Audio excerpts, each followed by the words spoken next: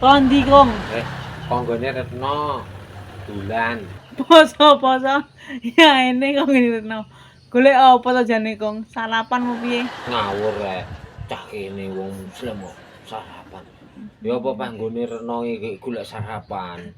Tak critani Mbah iki. Iya Aku iya. mangan nang kono iki crita.